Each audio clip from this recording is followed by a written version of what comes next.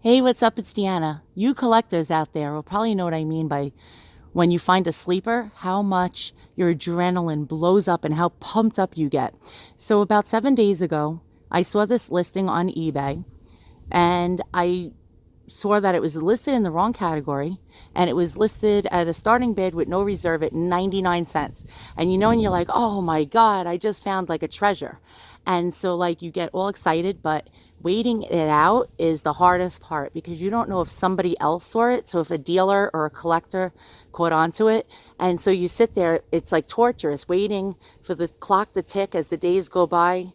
And you wait to try to snipe it or nab it before anyone else sees it. So this is a 1930s Knickerbocker toy company teddy bear, and it's a mohair jointed bear. And so I saw it and I said, oh my God. So actually, Knickerbocker Toy Company was a Brooklyn company that started in about 1922 making novelties, puzzles, educational toys, and plush animals. And so this was an earlier one of their bears. And it has felt paw pads. So that's how I know it's probably from the late 20s to the early 30s. And I had to have it. And these things sell for between, I noticed, 80 to 200 to $225. And it depends on who's selling it and when and what part of the country it's being sold, but it sells around that price range. So I can't afford that. So I was just like, oh my God, 99 cents starting bid, no reserve. I pray to God that nobody else sees it. And so the day of reckoning came. So it was ending, and it was ending at 6:30 in the morning. And I was just like, oh crap, I'm not a morning person. But I set the alarm clock and I got up, and somebody had already placed a bid the night before. And I was like, damn it.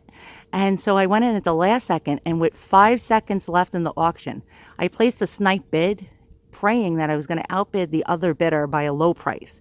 And I won him for $10.51.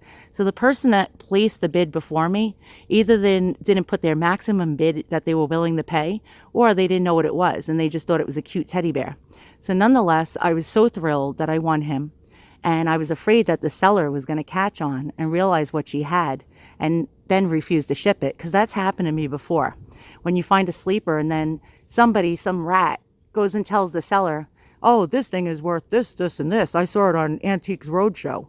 And then you have a seller who turns around and says, screw you, I'm not selling it to you for your high bid.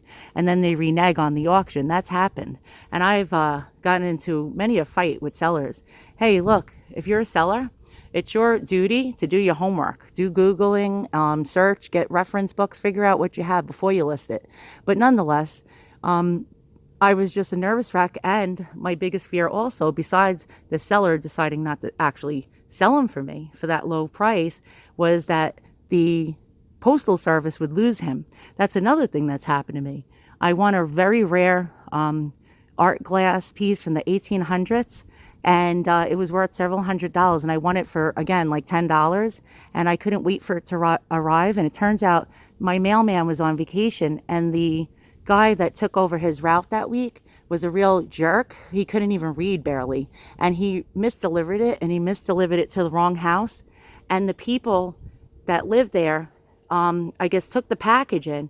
I called the postmaster up. And the postmaster actually had a GPS tracking of where that delivery man left the package, and it turned out to be a house around the corner from me. They wouldn't tell me the exact address because I would have probably went there with a baseball bat. But nonetheless, they asked the mail delivery person to go back to the house and retrieve the package.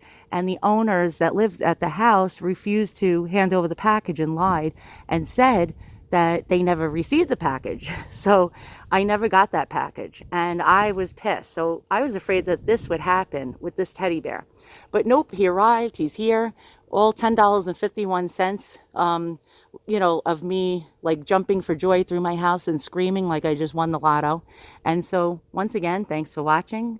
If you like what you see, give me a thumbs up and subscribe. And happy sleeper hunting for all you collectors out there.